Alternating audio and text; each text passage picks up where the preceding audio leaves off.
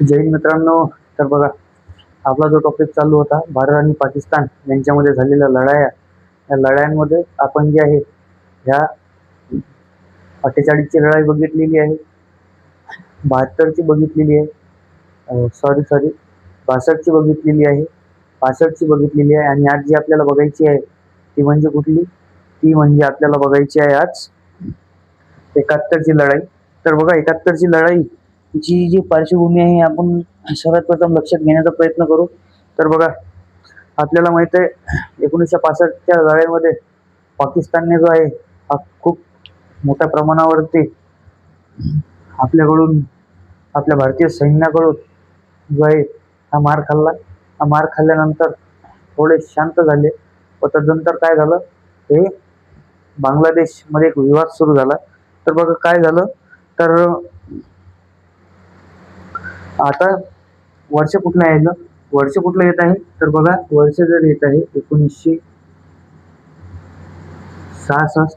1966 येईपर्यंत पाकिस्तानमध्ये, जे पाकिस्तानचे दोन भाग होते, ईस्ट पाकिस्तान आणि वेस्ट पाकिस्तान, त्यांच्यामध्ये जो बांगलादेश आहे त्याच्यामध्ये काय सुरू झालं होतं, जो सध्याचा बांगलादेश आहे त्याच्यामध्ये काय सुरू झालेलं होतं बघा, त्याच्यामध्ये जो भाषावाद आहे हा खूप त्याच्या चरमसीमेवरती पोहोचलेला होता. कारण की त्या बांगलादेश जो आहे याच्यावरती आपल्याला बघायला मिळेल जी उर्दू भाषा आहे जबरदस्ती फुटण्याचा प्रयत्न चालू होता. तुम्हाला मी सांगितलं होतं की 59ला यांच्या मान्य सुद्धा झाल्या, बट तरीही यांच्यावरती उर्दूचा जो परिणाम होता किंवा उर्दू लादण्याचा जो आपल्याला म्हणता येईल उद्देश होता, हा काय होता की एका राष्ट्राची एक भाषा असावी. आणि याच काळामध्ये काय झालं, एक नेतृत्व आपल्याला म्हणता येईल जे आपल्याला बांगलादेशमध्ये जे वरती येताना दिसत आहे ते म्हणजे शेख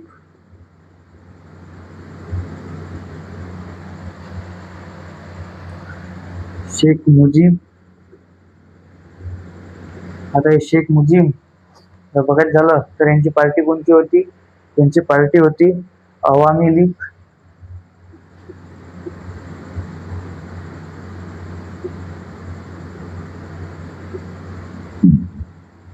सध्या आपल्याला बघायला मिळेल की जे भारतामध्ये ठराविक 2-3 पॉलिटिशियन्स आहेत त्यांचा कसा क्रेज झालेला आहे, त्या काळात शेख मुजीब जे आहेत त्यांचा क्रेज बांगलादेशमध्ये तसा झालेला होता. तर हे जे होत होतं त्यावेळेस काय झालं, 1966लाच आपले भारताचे तत्कालीन प्रधानमंत्री लाल बहादूर शास्त्री यांचे काय झाले, निधन झाले.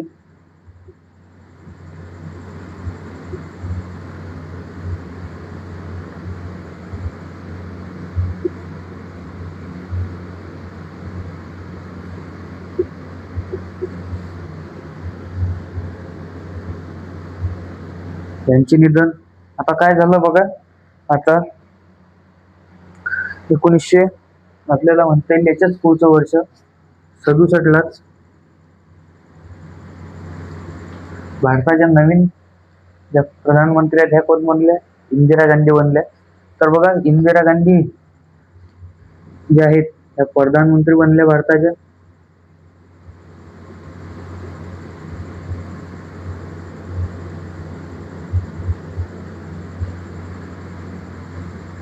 इंदिरा गांधी काय बनल्या, पीएम बनल्या. बट ह्या ज्या वेळेस पीएम बनल्या त्यावेळेस काय होतं बघा, की ह्या ज्या पीएम बनल्या ह्या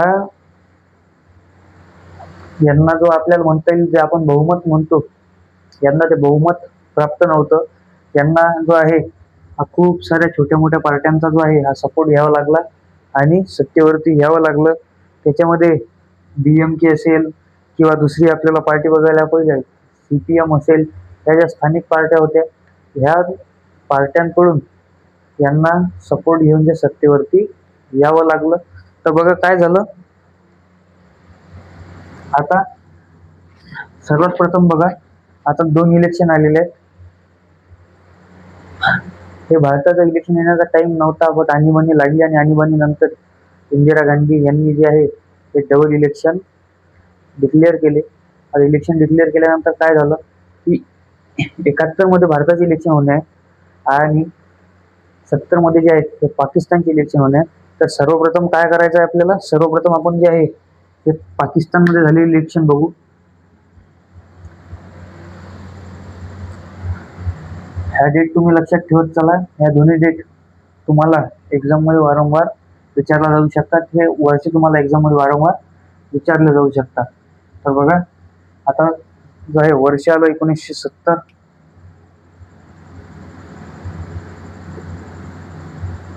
आता 1970 मध्ये काय झालं, 1970 चा जो काळ आहे याच्यामध्ये पाकिस्तानमध्ये इलेक्शन होणे होते. तर पाकिस्तानच्या त्यावेळेस सीट किती होते, जवळपास पाकिस्तानमध्ये आपल्याला बघायला मिळेल सीट आहेत 300 त्यावेळेस जे आहेत. त्या पूर्ण सीट किती होत्या, 300. आणि इलेक्शनचा जो रिझल्ट लागला त्यावेळेस बघा, जे अवामी लीग होतं, अवामी लीग वाले होते, त्यांच्याकडे जे शेख मुजीब आहेत त्यांची पार्टी, तिच्याकडे किती होते, तिच्याकडे सीट आले आपल्याला बघायला मिळेल 160+. आणि जी दुसरी पार्टी होती PPP, आता PPP कडे किती सीट्स आल्या, PPP कडे आल्या जवळपास 81+ सीट्स जे आहेत PPP कडे आल्या. आता याच्यामध्ये बघा वर्चस्व कोणाचं आहे, अवामी लीगचं आहे.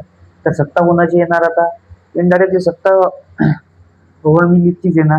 पण आता काय झालं माहिती आहे का तुम्हाला, हे जे शेख मुजीब होते यांनी सत्ता न स्थापन करता जे आहेत ह्या 6 मागण्या जे आहेत ह्या पाकिस्तानी सरकारकडे जे आहेत, पाकिस्तानी सरकारपुढे आपल्याला म्हणता येईल 6 मागण्या ठेवल्या. 6 मागण्या कुठल्या बघा. पहिली मागणी काय होती, पहिली मागणी होती भाषा. जो भाषा विवाद चालू होता तो भाषा कुठली करा, बांगला. दुसरं काय होतं, जे आपल्या भारतामध्ये आपल्याला CRPF आहे, BSF आहे, अशा प्रकारचे जे फोर्सेस आहेत, अशापैकी एक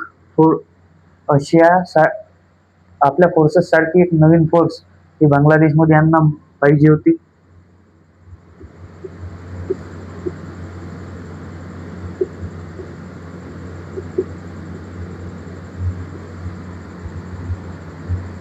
एक नवीन पोलीस दल. तर नंतर काय होतं, नेव्हीचं हेडक्वार्टर हे बांगलादेशमध्ये.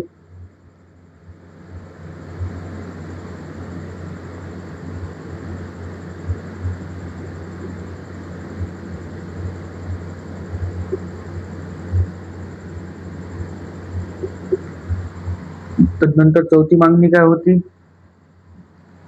आणखी करन्सी बदलून द्या. जे देशाचं चलन आहे, म्हणजेच आपल्या देशामध्ये चलन काय चालतं, रुपया. आता यांचं काय म्हणणं होतं की जो पाकिस्तानचा जो रुपया आहे त्याच्यापासून जी वेगळी करन्सी आहे ती आमच्यासाठी करा. आता तुम्ही विचार करा, कुठल्याही एका देशाच्या जे आपल्याला म्हणता येईल 2 करन्सी असू शकतात का, कुठले 2 चलन असू शकतात का,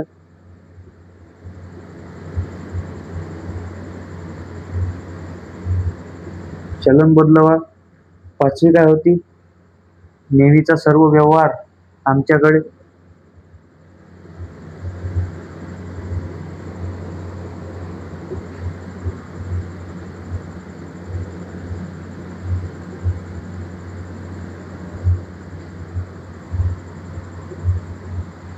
आणि 6वी डिमांड काय होती बघा,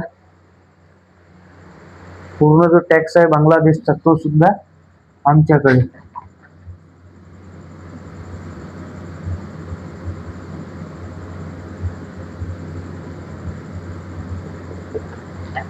आता या अशा प्रकारच्या मागण्या ज्या आहेत त्या अवामी लीगनं केलेल्या होत्या.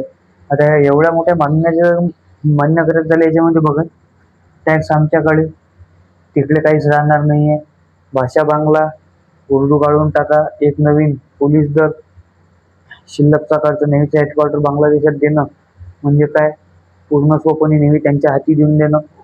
चलन बदलावा. कुठल्याही एका देशाचे 2 चलन असू शकत नाहीत. नेव्हीचा सर्व व्यवहार आमच्याकडे, म्हणजे इनडायरेक्टली पूर्ण नौदल हे जे आहे हे शेख मुजीब जे आहे त्यांच्या हाती देण्यात यावं, अशा प्रकारच्या मागण्या ज्या आहेत ह्या अवामी लीगच्या होत्या. पण आता या मागण्या मान्य न करता काय केलं यांनी, एक सर्वात सोपी आणि सरळ उपाय म्हणजे काय बघा, हे जे अवामी लीग होतं याचा जो होता शेख मुजीब याला अटक.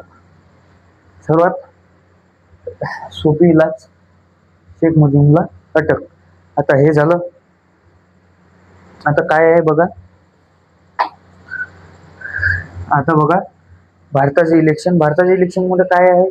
भारताचं इलेक्शन बघा, भारताचं इलेक्शन 1971 भारताचे इलेक्शन होते. आता 1971 काय झालं, भारताचं इलेक्शन आहे.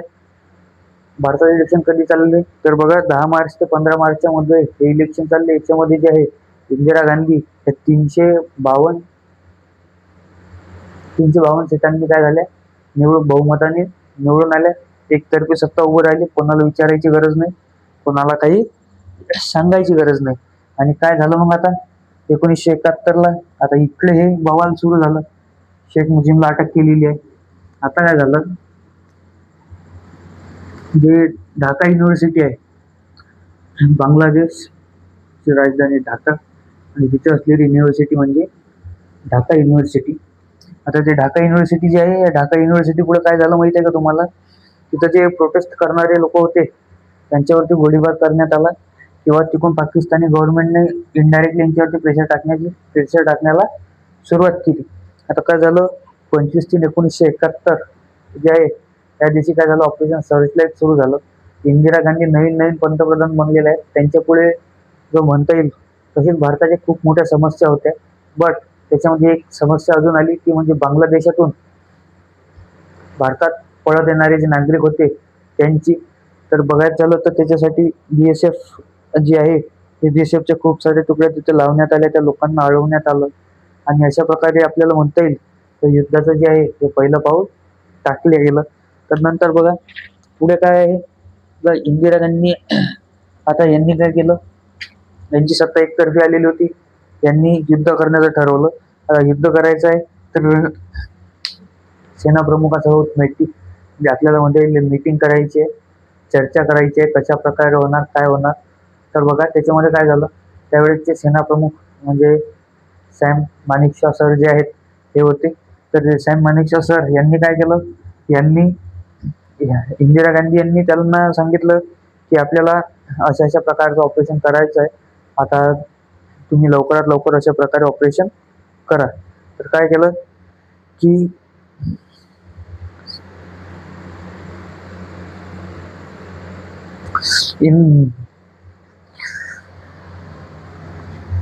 इंदिरा गांधी यांचं म्हणणं काय होतं, जानेवारी, फेब्रुवारी, मार्च, एप्रिल मेच्या दरम्यान तुम्ही काय करा, युद्ध करा.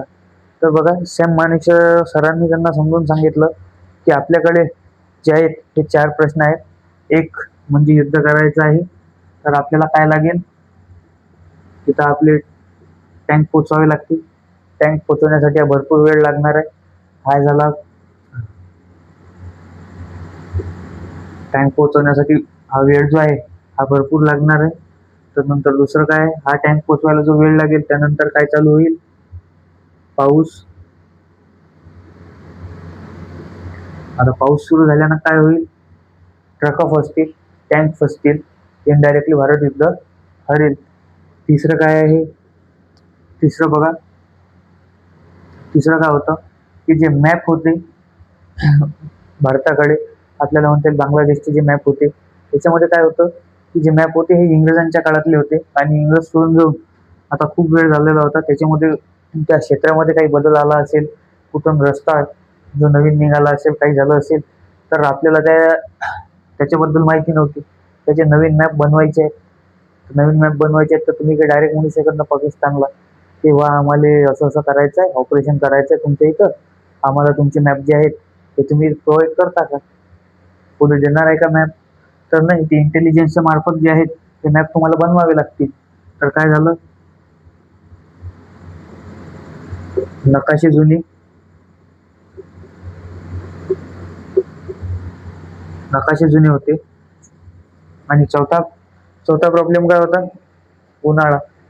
उन्हाळा लवकर संपणार होता. जोपर्यंत हे टँक, शिपाई सर्व जे आपल्याला म्हणता येईल गोळा बारूद हे तिथपर्यंत पोहोचणार, तोपर्यंत काय होतं? उन्हाळा सरणार होता, पावसाळा लागणार.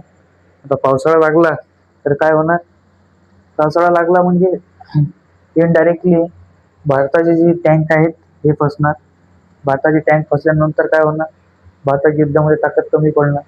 ताकद कमी पडणार म्हणजे इनडायरेक्टली काय? भारताला गोळा बारूद मिळणार नाही. ट्रक फसून जातील.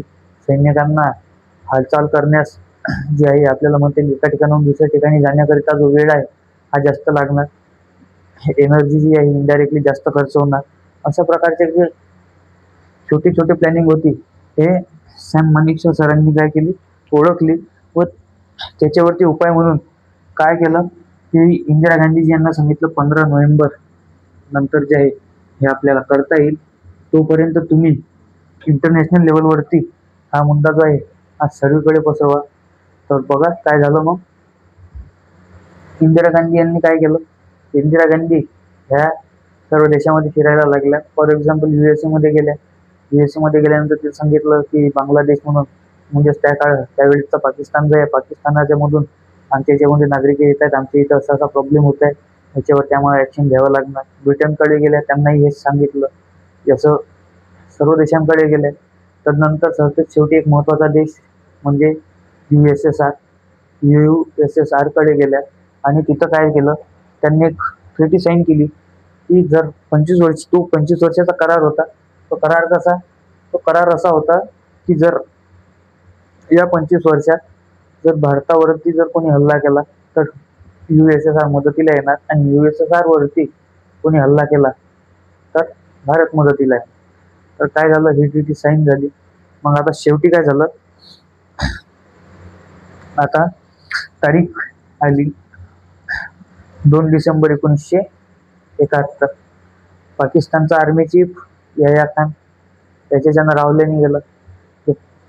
आपल्याला म्हणता येईल भारताची जे मोबिलायझेशन आहे, ते सैन्याचे मोबिलायझेशन आहे, हे बघून तो जोराचा त्याची खळबळ उडाली आणि त्याने काय केलं? 2 तारखेलाच युद्ध सुरू करून दिलं. 2 डिसेंबरला. 3 डिसेंबरला ऑफिशियली युद्ध सुरू झालं. 15 डिसेंबरला युद्ध संपलं. 16 डिसेंबरला पाकिस्तानी सैन्याने जे आहे ते सरेंडर केलं. आता बघा 15 डिसेंबरला काय केलं? युद्ध संपलं. 16 डिसेंबरला काय केलं? सरेंडर केलं. तर किती दिवस? जर 3 ते 16 पकडले सारखे सारखे 15 दिवस. अरे फार 15 दिवस आहेत. 15 दिवसामध्ये पाकिस्तान हरवलं. तर पाकिस्तान हरवला. आता काय होणार आहे?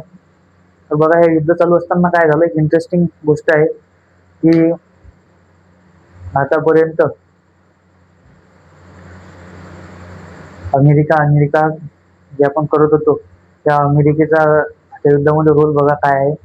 या अमेरिकेने पाकिस्तानच्या मदतीसाठी 1971च्या लढाईमध्ये त्याची नौसेना पाठवली होती आणि आपल्या मदतीसाठी USSR USSRला जसं कळलं की अमेरिका याच्यामध्ये इंटरफेअर करत आहे, तर USSR आपल्या मदतीसाठी आला.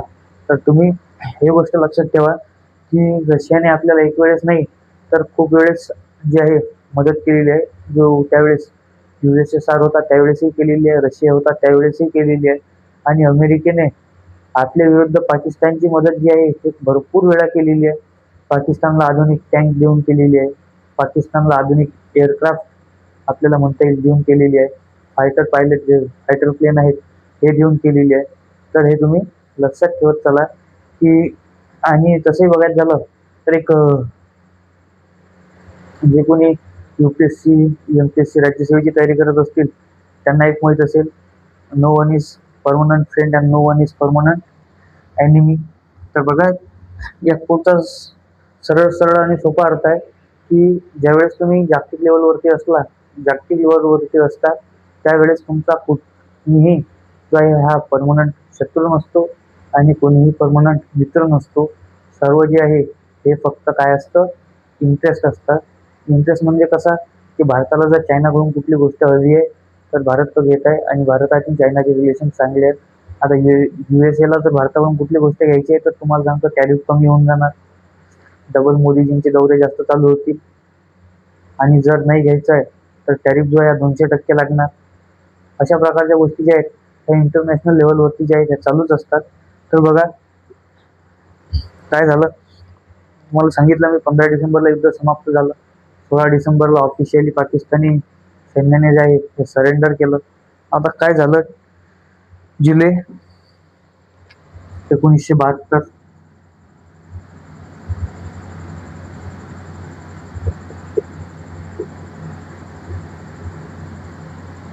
आता बघा त्याच्यामध्ये काय झालं, आता काय काय करार करायचं. करार करायचा आहे तर कसा करार कुठला झाला, शिमला करार. कुठला करार, शिमला करार. आणि याच्यामध्ये काय होतं बघा, एका बाजूला इंदिरा गांधी आणि दुसऱ्या बाजूला कोण आहे, जुल्फिकार अली भुट्टो.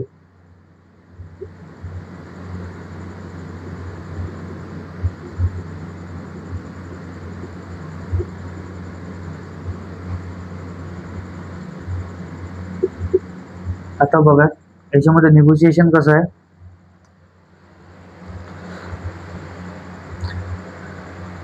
भारताकडे काय होतं यांचं, भारताकडे जवळपास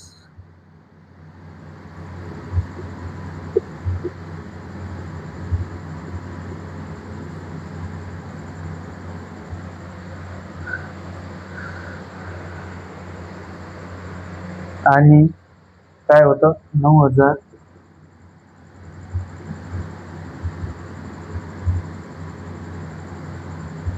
एवढा एरिया. हे तर पक्क होतं की बांगलादेश हा स्वतंत्र देश बनणार आहे. हा जो एरिया आहे हा इकडला होता. युद्ध तिकडे चालू, पाकिस्तानने इकडे थोडस, आता पाकिस्तानला वाटलं आता तिकडला हिस्सा चाललाच आपला, इकडून थोडंसं काश्मीर अंदर घेता आलं, राजस्थान अंदर घेता आलं, काही आलं तर आलं. तर त्या हिशोबाने त्यांनी तिकडे चालू केलं, तिकडूनही थोडीशी माती खाल्ली. आता याच्याकडे काय होतं, याच्याकडे होतं निगोशिएशन करायला. बघा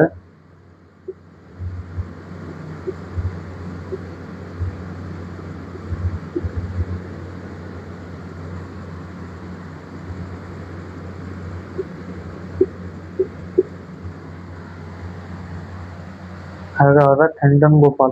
त्याच्याकडे निगोशिएशन करायला काहीच नव्हतं, म्हणजे निगोशिएशन एकतर्फाच चालणार होतं.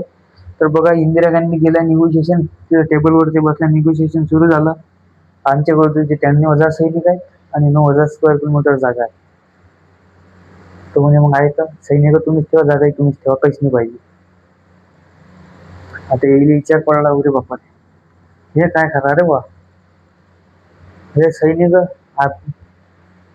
सैनिक ठेवले पहिले, हा 4-5 दिवसातून बिर्याणी ते म्हणत असतील, सहायचं तिकडे पाकिस्तानात गेलो तिकडे खायची म्हणजे तिकडे जेलात बसून बिर्याणी खायला भेटून जाईल. बघा अशा प्रकारे जे आहे निगोशिएशन झालं. आता काय झालं, याचे सैनिकाला वापस देऊन दिले, जागा वापस देऊन दिली डायरेक्ट. म्हणजे आज जो आहे जुल्फिकार अली भुट्टो याने डायरेक्ट हातवर करून दिले की सगळं तुम्हीच ठेवा, मला काहीच नाही पाहिजे. शेवटी काय बा घेऊन जा, फोन मागून एवढे घेऊन जाय, घेऊन गेला. नाही तर या निगोशिएशन टेबलवरती तर याच्यासोबत जर बरोबर निगोशिएशन झालं असतं तर जो आपला पीओकेचा प्रदेश आहे तो सुटलेला होता मागं, तो थोडाफार तरी आपल्याला आतमध्ये घेता आला असता. आता झालं निगोशिएशन झालं, सर्व संपलं. आता काय झालं, आता तुम्हाला बघायचं आहे आणि मलाही बघायचं आहे की आतंकवादचा जन्म कसा झाला.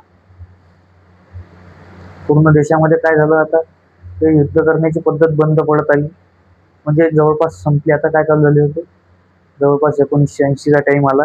1980च्या टाइमला काय चालू होतं, तेव्हापर्यंत प्रॉक्सी वॉर, ज्याला आपण शीतयुद्ध म्हणतो, हे जे आहे हे वाढत होते.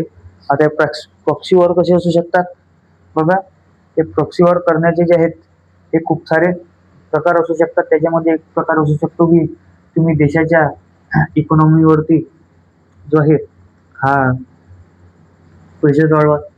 देशाची इकॉनॉमीला हानी पोचवणं म्हणजे कसं, की कुठल्याही देशाची इकॉनॉमी काय आहे, मोठा काय चलन चालत आहे त्या मार्केटमध्ये, त्याच्यामध्ये तुम्ही त्याचं फेक चलन जे आहे ते जास्त प्रमाणात ॲड करून टाका.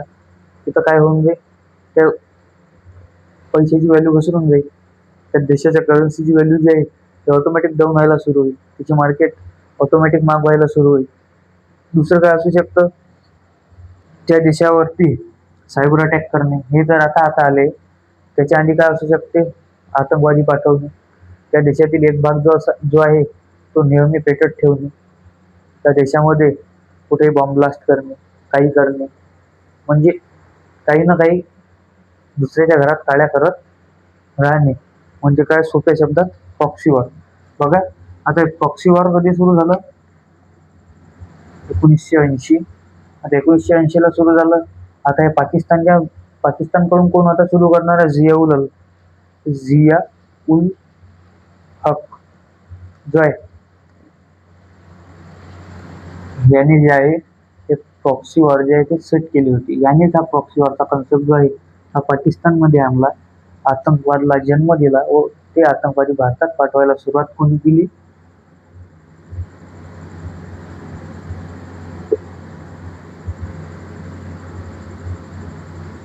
जियाउल हक. आता त्याच्या माध्यमातून किती झालेलं आहे बघा, 2001, 2008, 2013, 2019 आणि 2025. तुम्हाला माहितच आहे, पार्लमेंट अटॅक 2 काय आहे, 8, 26, 17, 13 काय आहे, सॉरी 13 झालेलं आहे, 16 उरी, 19 पुलवामा, 2025. तुम्हाला माहित आहे, हे जे आहेत हे सर्व काय आहेत, प्रॉक्सी वॉर आहेत. तर बघा, अशा प्रकारे जे आहेत हे आज आपण इथंच थांबू. आपल्याला काय बघायची आहे, आपली नवीनची लढाई बघायची आहे, कारगिलची लढाई. आणि जे ऑपरेशन्स आहेत जे आपण उरीमध्ये झालेले आहेत, पण त्याचा जो आपण काउंटर अटॅक केलेला आहे किंवा प्रत्युत्तर दिलेलं आहे, हे आपल्याला बघायचं आहे. ते आपण नेक्स्ट व्हिडिओमध्ये कव्हर करू. भेटून नेक्स्ट व्हिडिओमध्ये. जय हिंद, जय भारत.